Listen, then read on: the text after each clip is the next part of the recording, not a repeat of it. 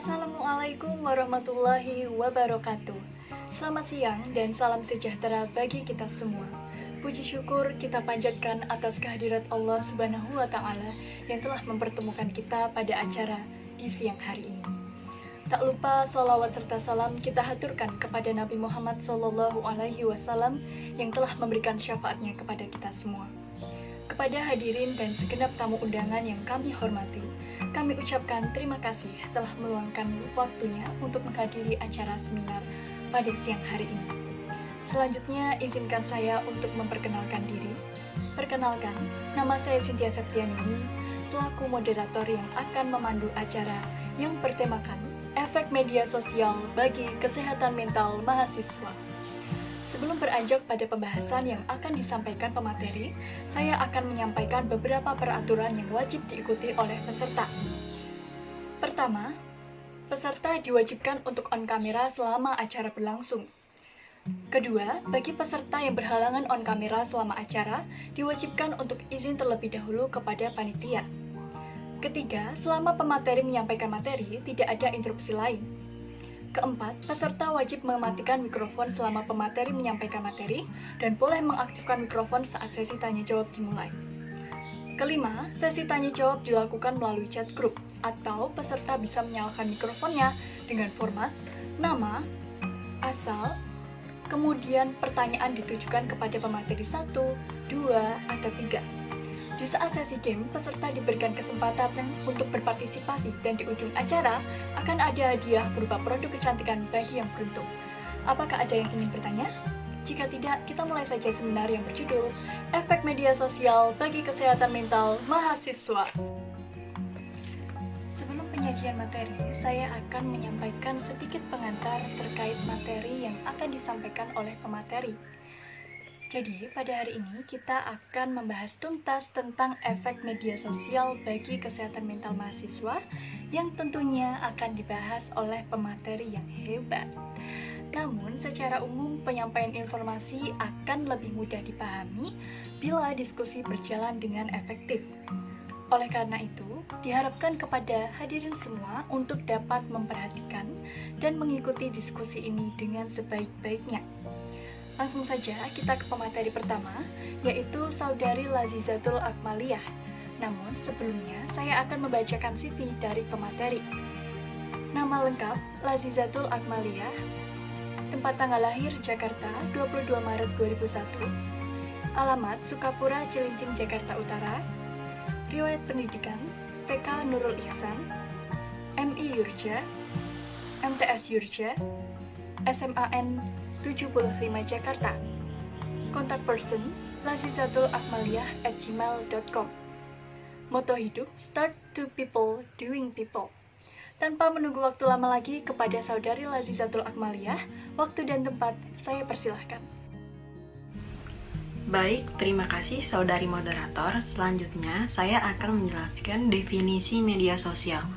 Media sosial atau social networking adalah sebuah media online di mana para penggunanya bisa dengan mudah berpartisipasi, berbagi, dan menciptakan isi yang meliputi blog, social network atau jejaring sosial, wiki, forum, dan virtual. Menurut Boy dalam Nasrullah tahun 2015, media sosial diartikan sebagai kumpulan perangkat lunak yang memungkinkan individu maupun komunitas untuk berkumpul, berbagi, berkomunikasi, dan dalam kasus tertentu saling berkolaborasi atau bermain. Jadi pada intinya, dengan sosial media dapat dilakukan berbagai aktivitas dua arah dalam berbagai bentuk pertukaran, kolaborasi, dan saling berkenalan dalam bentuk tulisan, visual, maupun audiovisual. Selanjutnya, menurut Nasrullah tahun 2015, media sosial atau yang biasa kita sebut dengan medsos memiliki beberapa karakter khusus. Yang pertama, jaringan atau network. Jaringan adalah infrastruktur yang menghubungkan antara komputer dan perangkat keras lainnya. Koneksi ini diperlukan karena komunikasi bisa terjadi jika antar komputer terhubung, termasuk di dalamnya perpindahan data.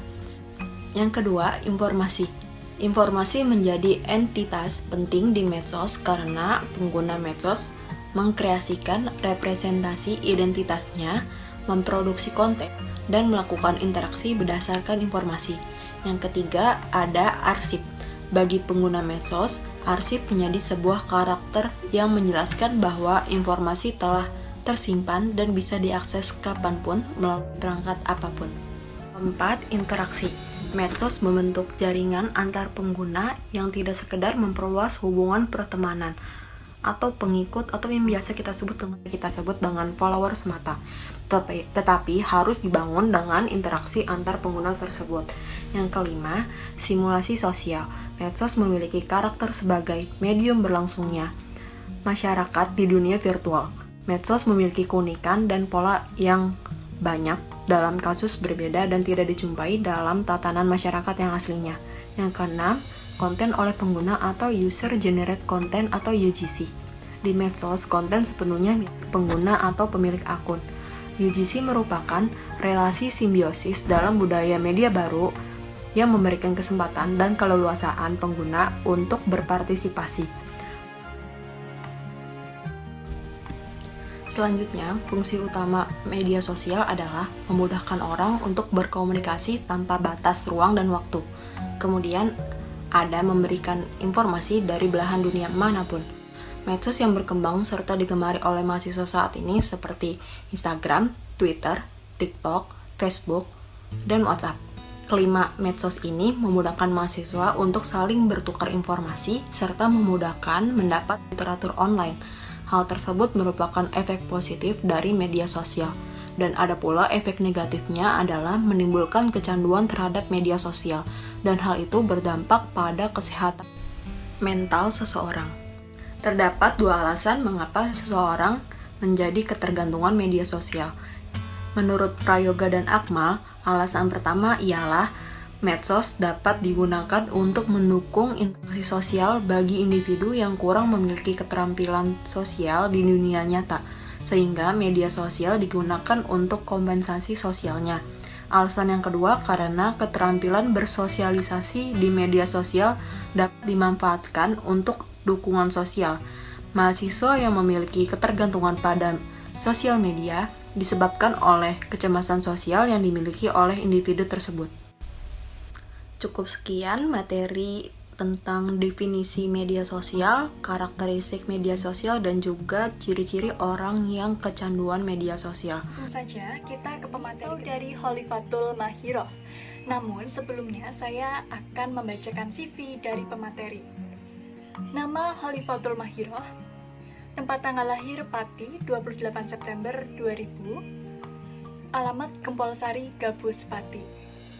Riwayat pendidikan SDN 3 Gempolsari, MTS Rodotus Syuban Tawangrejo, dan MA Abadiah Kuryo Kalangan. Kontak person khalifatul2809@gmail.com. Moto hidup, bersyukur adalah kunci kebahagiaan hidup. Kepada saudari Khalifatul Mahiroh, waktu dan tempat saya persilahkan. Baik, pada kesempatan kali ini saya akan memberikan materi mengenai kesehatan mental terlebih dahulu. Jadi pengertian kesehatan mental itu adalah suatu kondisi batin di mana merasa tentram, tenang, dan upaya untuk menemukan batin yang tenang tersebut dari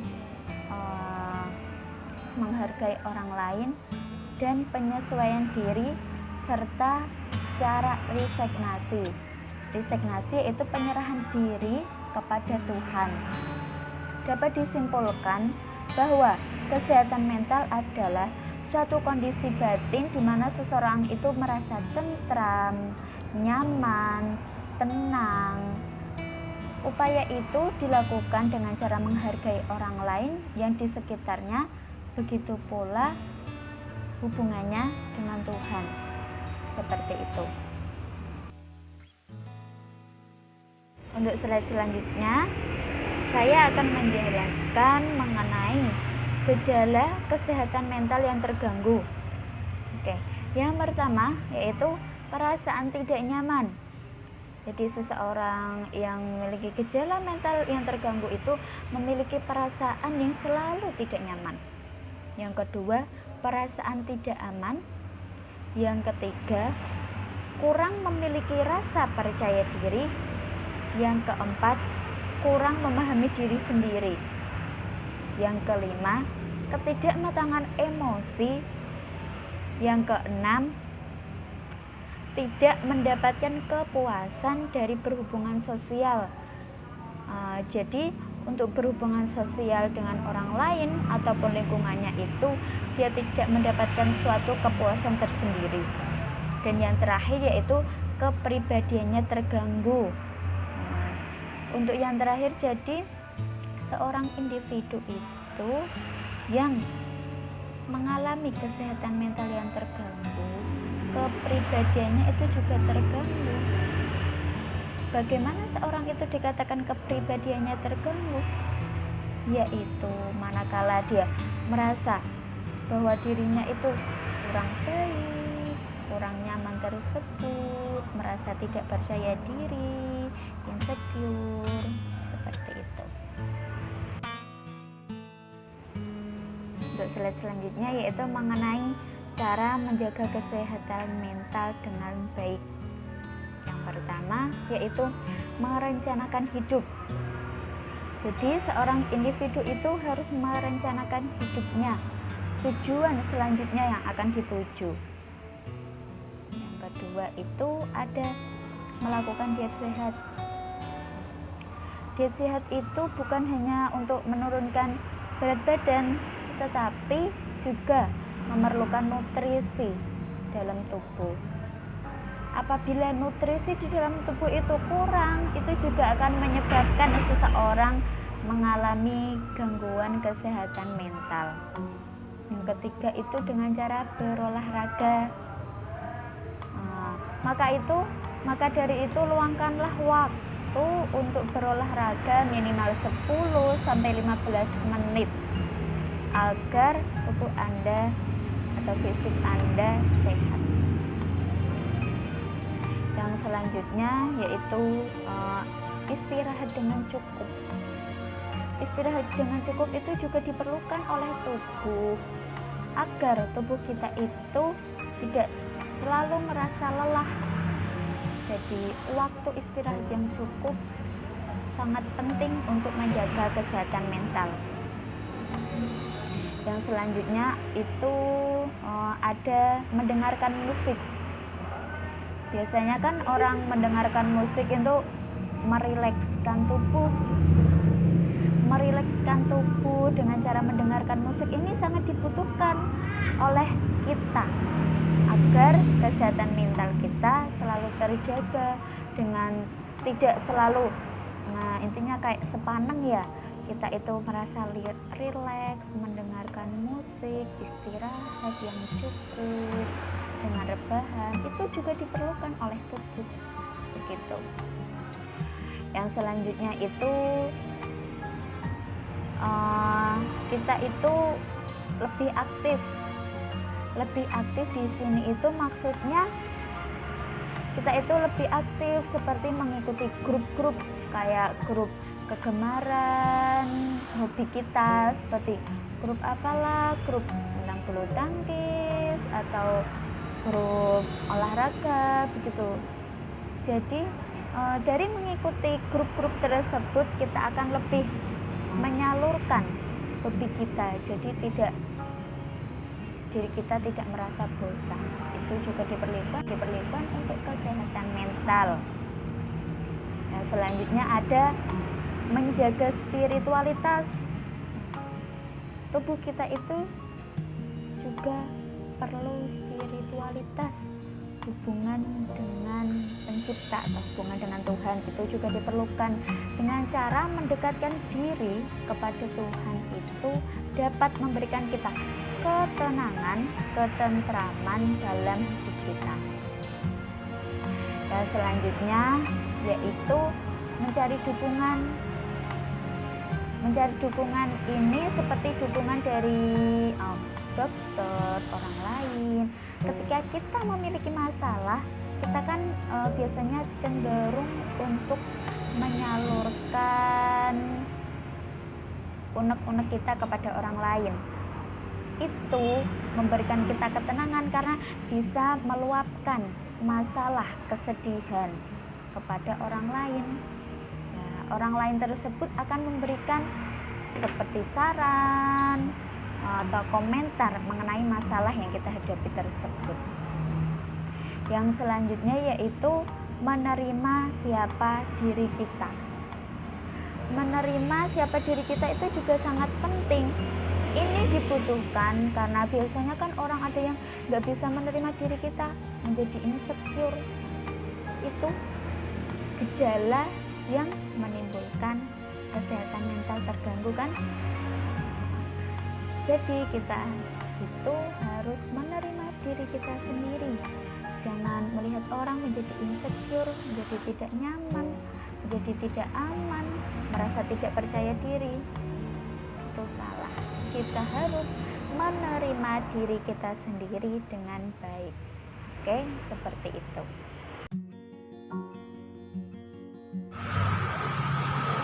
Pada surat ini saya akan menjelaskan mengenai penanganan dari dampak negatif media sosial.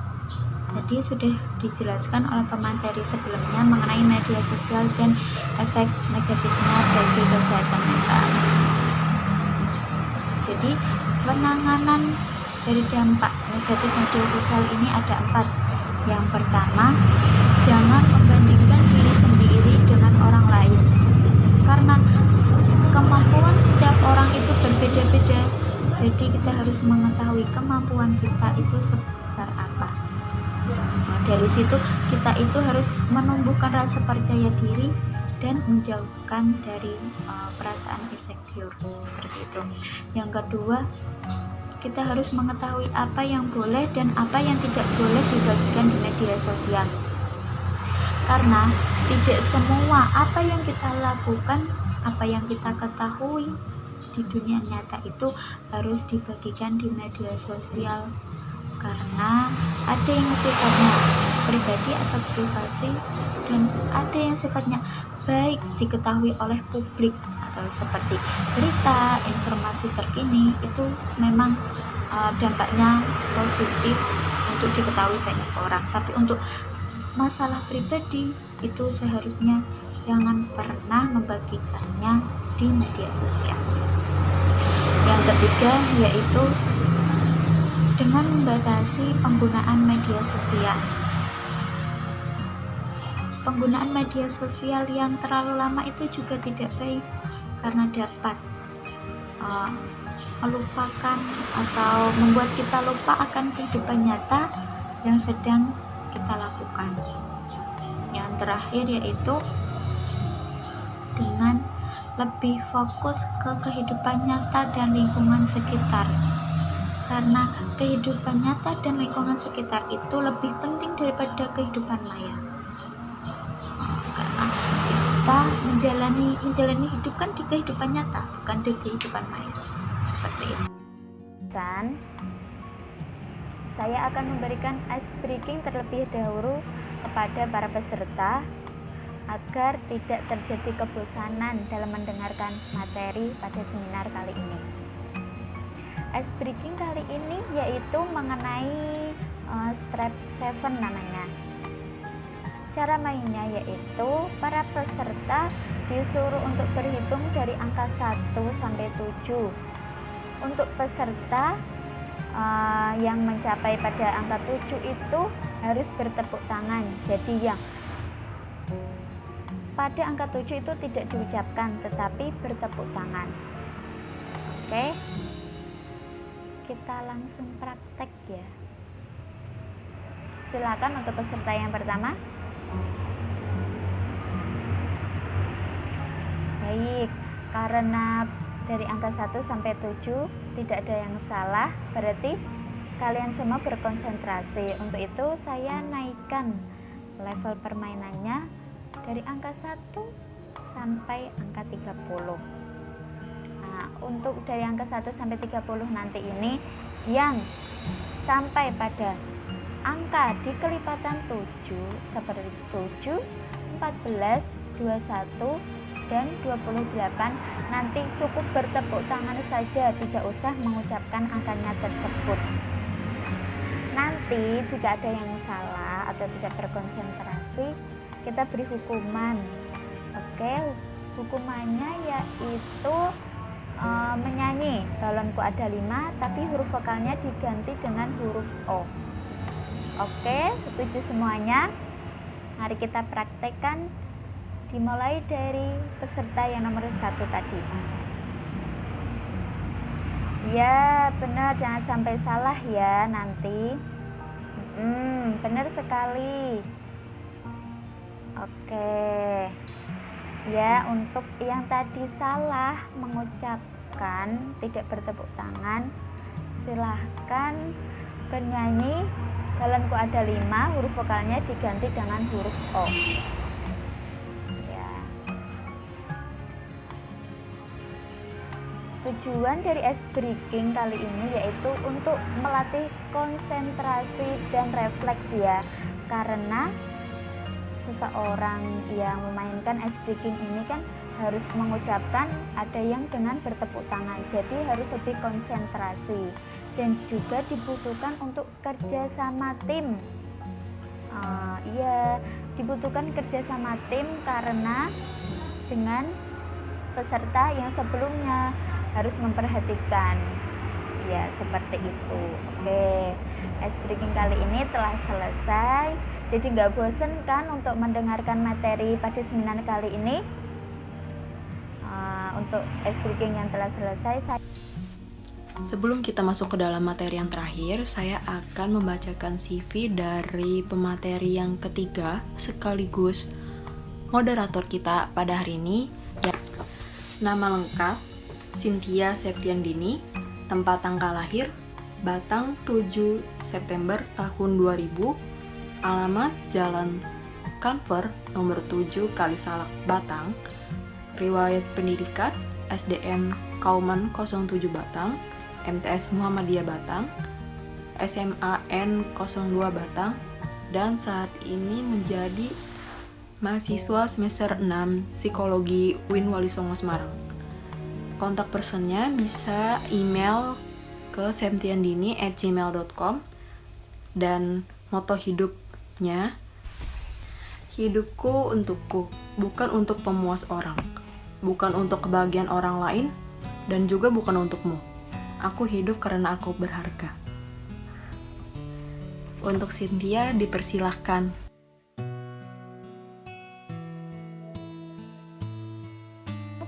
Untuk menjelaskan materi terkait efek media sosial bagi kesehatan mental. Nah, sebelumnya saya mau minta izin nih kepada teman-teman semua yang mungkin tanya gitu ya, kenapa saya suka lirik-lirik ke bawah. Itu karena di bawah ada laptop saya, jadi saya ingin materi yang saya sampaikan ini tidak ada yang terlewat gitu. Jadi saya harap teman-teman semua itu dapat menerima materi ini dengan baik. Oke? Saya kira itu ya klarifikasinya. Nah, selanjutnya nih, teman-teman ada nggak sih yang udah tahu gitu, emang apa sih efek media sosial gitu bagi kesehatan mental? Kayaknya sepele ya, atau malah mungkin banyak yang nganggep, oh enggak juga, kayaknya aku main media sosial mah fine-fine aja gitu. Ada nggak yang kayak gitu? Pasti adalah ya beberapa yang ngerasa baik-baik aja. Tapi kalian tahu nggak sih kalau ternyata tuh efek media sosial tuh cukup apa ya namanya signifikan gitu terhadap kepribadian kita, terhadap pola perilaku kita, sifat kita, dan bagaimana cara kita berinteraksi dengan teman-teman gitu ya, khususnya ya pokoknya orang sekitar gitu. Nah, di sini saya akan menjelaskan terlebih dahulu mengenai dampak media sosial terhadap kepribadian. Jadi sebelumnya pasti kalian juga udah tahu kan ya yang namanya media sosial tuh apa aja, tadi udah dijelasin kan ya. Dan saya yakin hampir setiap lapisan masyarakat itu tuh tahu media sosial, dan ya paling enggak dia tahu lah ya handphone itu apa gitu. Terlebih sekarang tuh handphone tuh udah macem-macem ya fiturnya, termasuk aplikasi-aplikasi di dalamnya. Bahkan ya, tanpa kita sadari, kita itu selalu dan sering gitu ya menghabiskan berjam-jam waktu kita di handphone, di luar konteks kita kelas online ya. Kan kalau sebelum pandemi kita juga tetap pegang HP kan pasti. Jadi ya teman-teman bisa ngukur lah ya, setiap hari dalam satu hari itu teman-teman tuh udah megang HP itu berapa jam. Kalian pernah buka nggak sih di HP, di pengaturan itu ada kesehatan kontrol digital. Nah, di kontrol digital tuh kita bisa tahu berapa lama kita membuka HP. Kalau saya sendiri ya, berdasarkan pengamatan saya sendiri, saya sering sekali mengamati berapa lama sih saya menggunakan handphone gitu dalam sehari. Saya bisa menghabiskan waktu sekitar hampir 12 jam lebih di HP. Itu selama kelas online. Tetapi kalau misalkan tidak kelas online, paling 8 atau 6 jam. Saya pikir setengahnya kalau tidak salah. Jadi coba teman-teman dicek di kontrol digital teman-teman tuh ya, berapa lama sih dalam sehari gitu kalian semua tuh ke HP. Pasti nanti kalian akan tahu jawabannya. Nah, selain kita sering menghabiskan waktu di depan HP selama berjam-jam, tanpa kita sadari kita itu juga berinteraksi sosial itu lewat handphone. Kita bahkan bisa dihitung kali ya berapa kali kita keluar rumah gitu, keluar kamar gitu, berapa kali itu dalam sehari. Pasti ya nggak sesering kita buka HP gitu kan. Apalagi kita bicara sama orang secara real life loh ya, bukan secara media sosial. Kalau media sosial saya yakin sering gitu. Apalagi kalau di media sosial tuh banyak banget konten-kontennya, dan teman-teman kalian juga pasti banyak, followers kalian pasti banyak, dan kalian lebih nyaman buat interaksi sosial di media sosial gitu daripada di real life. Saya juga mau tanya nih, kalian pernah nggak sih menjumpai fenomena ada teman kalian deh ya, atau siapa deh orang-orang yang ada di followers kalian yang tiba-tiba nge-DM atau ngechat kalian yang bilang ngirim link gitu ya, ngirim link terus tolong dong like postingan aku soalnya aku lagi ikut lomba misalnya gitu, atau guys komen dong. Nah kayak gitu di postingan aku gitu. Nah kalian tuh nggak tahu itu orang siapa gitu, kenal enggak, tahu enggak, orangnya tuh nggak tahu siapa, temen kayaknya bukan deh, tapi kok dia tiba-tiba nge-DM ya, kok tiba-tiba dia ngechat ya gitu. Bandingkan dengan kehidupan kita secara real life. Secara real life kita kalau ketemu orang asing pasti jaim. Ya nggak pasti juga sih, tergantung orangnya, tapi kebanyakan orang mesti jaim, malu-malu gitu kan, lebih sibuk sama HP gitu ya. Misalkan nih kalian lagi nunggu bus gitu, duduk di itu mana tuh bagian pelatarannya itu ya, terus kalian kan kayak diem aja gitu, terus sebelah kalian tuh ada orang nih seumuran sama kalian. Kalian pasti kayak aduh nih orang enaknya aku ngajak ngobrol atau gimana ya gitu. Intinya tuh pokoknya kalian kayak mikir gitu loh, mau ngajak ngobrol atau enggak gitu. Sampai pada akhirnya keputusan kalian tuh nggak usah ngajak ngobrol, aku malu, aku nggak tahu mau ngomong apa sama dia gitu, aku takut kalau aku ngobrol sama dia takutnya malah ganggu, terus aku juga nggak kenal sama dia, jadi mending nggak usah ngomong aja gitu. Terus pada akhirnya daripada kalian bosen ngalamun, kalian pegang HP. Terus kalian berselancar deh di media sosial, lihat postingan A, lihat postingan B, terus lihat cuitan ini, cuitan itu, scroll ini, scroll itu, lihat YouTube gitu ya. Hal inilah yang menyebabkan kita menjadi pribadi yang cenderung menutup diri terhadap lingkungan sosialnya. Kita jadi lebih sibuk dengan dunia kita sendiri, kita lebih suka dengan apa yang ada di media sosial, dan lama-kelamaan jika hal ini terus terjadi, kita bisa melupakan dunia kita sebenarnya. Lanjut ke dampak selanjutnya, yaitu bahwa ternyata media sosial ini dapat membuat seseorang menjadi kecanduan. Nah, gimana sih konsepnya?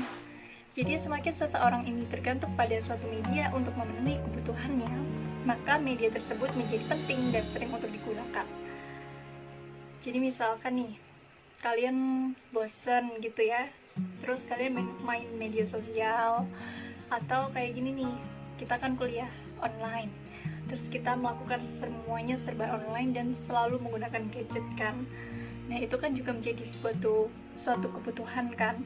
Nah, akhirnya karena kita harus memenuhi kebutuhan-kebutuhan itu, akhirnya kebutuhan tadi itu menjadi sesuatu yang penting gitu loh. Karena kalau kita misalkan kalau kita ngirim tugas terus kita kirimnya lewat surat kan nggak mungkin kan. Orang sekarang zamannya tuh serba canggih, jadi media sosial dan handphone itu adalah sesuatu hal yang penting. Dan karena media sosial dan handphone itu adalah sesuatu yang sering kita gunakan, nah jadi itulah yang pada akhirnya membuat kita tuh jadi kecanduan dengan yang namanya media sosial.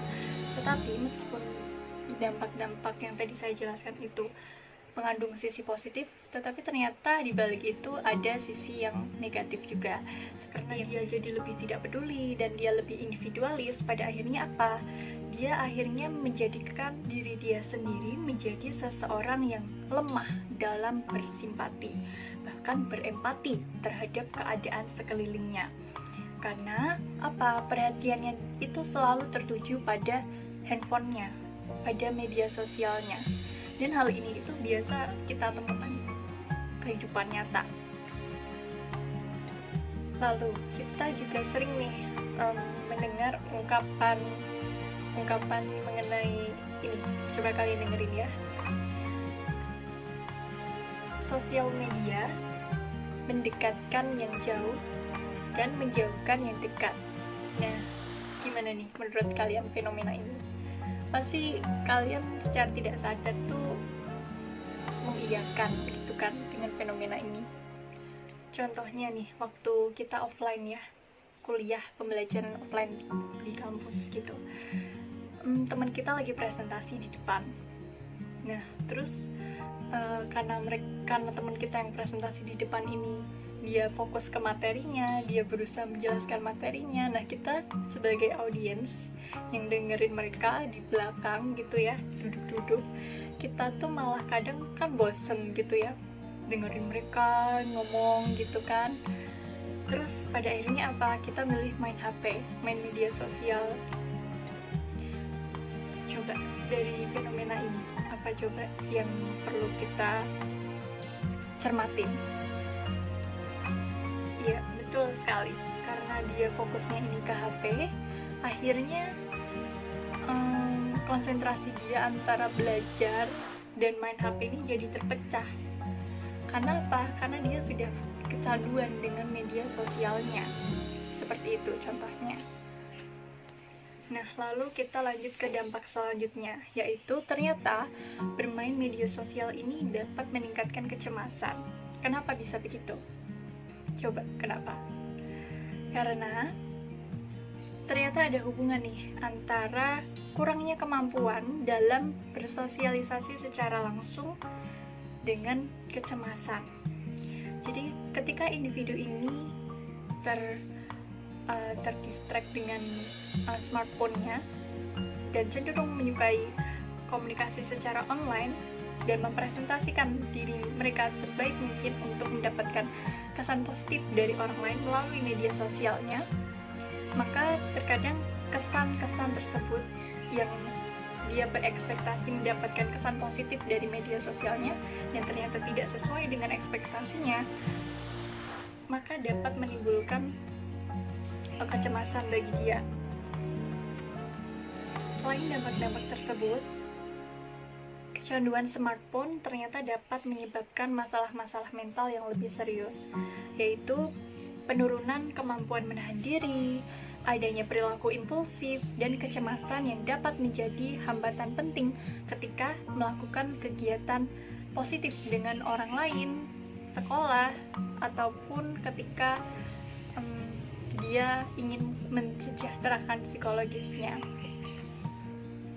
Makanya tidak heran ya jika kita pernah mendengar kasus ada anak yang kalau HP-nya itu dilepas atau dia gak boleh main HP sama orang tuanya, nih anak jadi marah-marah, memberontak gitu ya, karena tadi dia sudah kecanduan dengan smartphone-nya. Dan pada akhirnya apa? Dia harus melakukan terapi-terapi psikologis untuk mengurangi kecanduannya. Seperti itu. Baik, saya kira cukup ya penjelasan dari saya. Saya harap penjelasan saya yang sedikit muter-muter ini dapat dipahami dengan baik dan semoga bermanfaat untuk kita semua. Amin. Baik, untuk pembahasan yang terakhir yaitu mengenai unity of science-nya, hubungannya dengan Al-Quran atau dalil-dalil Al-Quran yang bahas tentang kesehatan mental, yaitu terdapat pada Quran Surah Ar-Ra'd ayat 28 yang artinya yaitu orang-orang yang beriman dan hati mereka menjadi tentram dengan mengingat Allah. Ingatlah, hanya dengan mengingat Allah hati menjadi tentram. Dari sini dapat disimpulkan bahwa jika hubungan kita dengan Pencipta atau dengan Allah itu baik, maka hati kita akan menjadi tentram, tenang, dan menjadikan kesehatan mental kita menjadi baik, tidak mengalami gejala-gejala kesehatan mental yang membuat kita kesehatan mentalnya terganggu. Seperti itu. Sampai di sini pemaparan materi yang dapat saya sampaikan. Apabila ada pertanyaan, saya kembalikan lagi kepada moderator. Terima kasih. Terima kasih kepada ketiga pemateri yang telah menyampaikan materinya. Sekarang kita akan masuk ke acara selanjutnya, yakni sesi tanya jawab.